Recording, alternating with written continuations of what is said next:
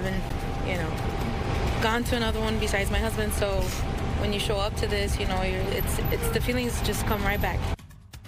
Tonight, the community is honoring the life of fallen officer Andres Vasquez-Lasso. He was killed 1 week ago while on the job. Our Elizabeth Matthews was outside the visitation and has more. Elizabeth.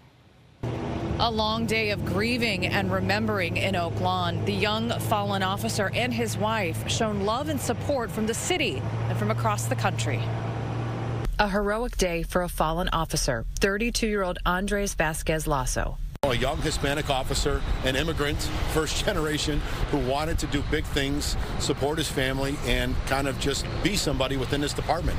And he was loved on the midnight watch in the 8th District. Fraternal Order of Police Union President John Catanzara says the officer was the face of CPD's motto, be the change. Not that anybody ever deserves to lose their life, but when you have bright stars like that, it just kind of makes the tragedy that much worse. The lines were long outside Blake Lamb Funeral Home Wednesday, some coming from across the country to pay their respects, including this man bearing a large wooden cross. The officers that see it, I think it brings a message of hope, love, and healing for them. Meanwhile, on the inside, the mood was somber.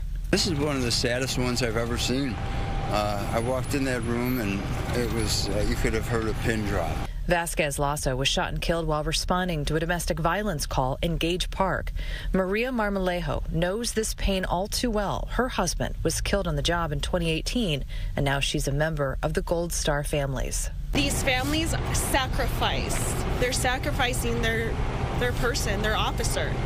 Our lives are changed. They're always going to be changed, and so is theirs. There will be a mass held Thursday morning at St. Rita. Then the burial after that will be private. There is an 18-year-old who's been charged with murder in this case. In Oak Lawn, Elizabeth Matthews, Fox 32, Chicago.